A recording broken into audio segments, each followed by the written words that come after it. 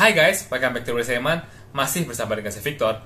Di dasar apologetika kali ini, kita akan memulai seri yang baru. Seri yang diberi nama Perkataan Sulit Yesus, di mana kita akan membahas mengenai perkataan-perkataan Yesus yang seakan-akan bertentangan dengan klaim dia sebagai Tuhan, ataupun juga dengan ajarannya yang lain. Salah satu argumen yang paling sering saya dengar dari orang-orang yang tidak percaya bahwa Yesus itu adalah Tuhan, dan mereka banyak komen di komentar-komentar video saya, itu diambil daripada Matius 24 ayatnya yang ke-36, di mana dibaca seperti ini.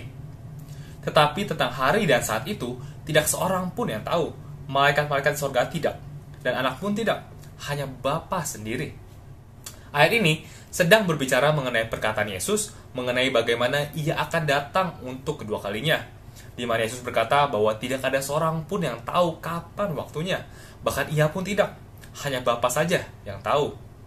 Banyak orang-orang yang tidak percaya bahwa Yesus itu adalah Tuhan menggunakan ayat ini sebagai bukti yang menyatakan bahwa Yesus itu memang bukanlah Tuhan. Karena kalau ia adalah Tuhan, pastilah ia tahu segala sesuatunya. Apakah ini benar?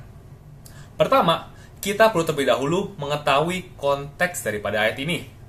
Ayat ini sedang berbicara mengenai bagaimana Yesus berkata kepada murid-muridnya yang adalah orang Yahudi di abad yang pertama.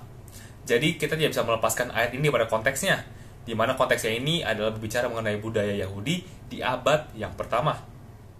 Tidak banyak yang tahu bahwa pada saat Yesus berkata di dalam ayat ini mengenai waktu kedatangannya yang ia sendiri pun tidak tahu, melainkan hanya Bapa yang tahu, sebenarnya Yesus sedang mereferensikan mengenai budaya ataupun juga tradisi pernikahan Yahudi pada waktu itu. Baik, mari saya ceritakan sedikit mengenai tradisi ataupun juga budaya pernikahan Yahudi pada waktu itu.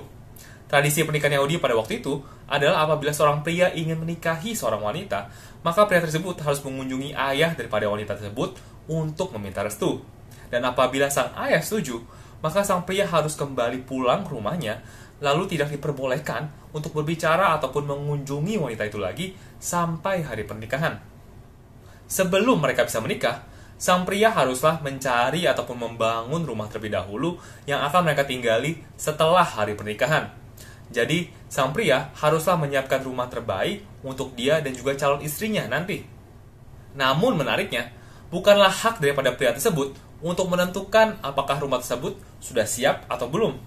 Tapi, ia harus menunggu persetujuan dari ayahnya akan rumah tersebut. Ayahnya akan mengawasi segala pekerjaan akan rumah tersebut, dan ayahnya akan mengecek juga segala sesuatunya, apakah rumah tersebut sudah layak untuk ditinggali anaknya dan juga calon menantunya nanti. Sang anak pria ini akan terus membangun, memperbaiki, dan juga merenovasi rumah tersebut sampai mendapatkan persetujuan daripada ayahnya. Dan hari pernikahan baru akan dilaksanakan setelah mendapatkan persetujuan ayah tersebut akan rumah itu. Artinya apa? Baik sang pria maupun sang wanita tidak tahu secara pasti kapan waktu maupun tanggal hari pernikahan itu akan dilaksanakan. Hanya ayah daripada sang pria yang tahu kapan hari itu tiba. Jadi, ilustrasi inilah yang dipakai oleh Yesus untuk menggambarkan kedatangannya yang kedua kali, di mana ini kita bisa baca juga di Yohanes 14 ayat 2-3. Di rumah Bapakku banyak tempat tinggal. Jika tidak demikian, tentu aku mengatakannya kepadamu, sebab aku pergi ke situ untuk menyediakan tempat bagimu. Dan apabila aku telah pergi ke situ dan telah menyediakan tempat bagimu, aku akan datang kembali dan membawa kamu ke tempatku, supaya di tempat di mana aku berada, kamu pun berada. Jadi, di sini Yesus sedang berkata dalam konteks tradisi pernikahan Yahudi pada waktu itu. Dan sebenarnya, kalau kita baca dalam Alkitab, konsep ini diulang berulang-ulang kali, di mana seringkali Yesus menggambarkan dirinya sebagai bridegroom of the church, ataupun juga sang mempelai pria, dan kita semua manusia adalah sang mempelai wanita. Dan bagaimana juga Yesus sedang mempersiapkan tempat bagi kita di surga.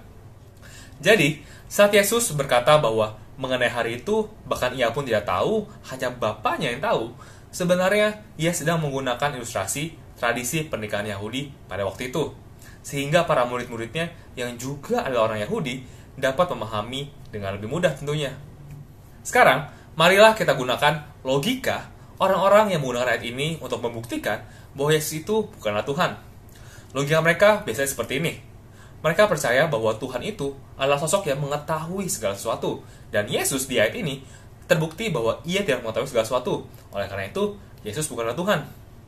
Tapi, mari kita lihat bahwa argumen tanpa konteks seperti ini adalah argumen yang cacat. Karena kalau logika ini benar, maka Bapa itu juga bukanlah Tuhan. Mari kita baca Wahyu 19 ayat 12. Dan matanya bagaikan nyala api, dan di atas kepalanya terdapat banyak mahkota, dan padanya ada tertulis suatu nama yang tidak diketahui seorang pun kecuali ia sendiri. Jadi, kalau Yesus itu bukanlah Tuhan karena ia tidak mengetahui kapan waktu kedatangannya, maka Bapa juga bukanlah Tuhan karena ia tidak mengetahui nama yang tertulis pada Yesus. Dan ini tidak masuk akal, bukan? Jadi, ide mengenai tidak mengetahui ini sebagai bukti daripada Yesus itu bukanlah Tuhan adalah ide yang salah.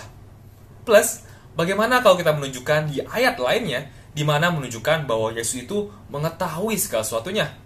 Artinya, argumen ini hancur, bukan?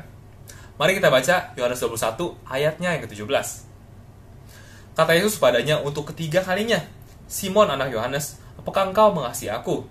Maka sedih hati Petrus karena Yesus berkata untuk ketiga kalinya, apakah engkau mengasihi aku? Dan ia berkata kepadanya, Tuhan, engkau tahu segala sesuatu. Engkau tahu bahwa aku mengasihi engkau. Kata Yesus kepadanya, gembalakanlah domba-dombaku. Terakhir, kita juga perlu tahu bahwa saat Yesus itu turun ke bumi ini, ia adalah Tuhan yang berinkarnasi dalam tubuh manusia. Jadi, secara bersamaan, ia memiliki dua esensi, yaitu esensi manusia dan juga esensi Tuhan. Dan pemahaman seperti ini disebut sebagai hypostatic union, di mana dua esensi bergabung dalam sebuah pribadi. Jadi, dalam esensinya sebagai manusia, Yesus pun juga memiliki keterbatasan selayaknya manusia pada umumnya.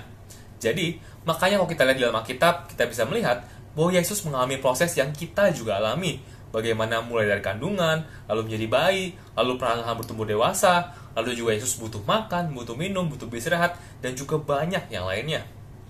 Tapi, mengenai hal ini akan kita bahas lebih banyak di perkataan sulit Yesus lainnya. Jadi, jangan sampai dilewatkan ya. Oke guys, so sekian dulu buat episode kali ini. Semoga episode kali ini bisa membantu serta memberkati kita semua ya. Jangan lupa like video kalian suka, jangan lupa juga share ke teman-teman kalian, serta komen kalau ada hal-hal yang kita bisa diskusikan bersama. Dan jangan lupa juga buat subscribe, serta nyalakan loncengnya ya, supaya kamu gak ketinggalan video-video selanjutnya.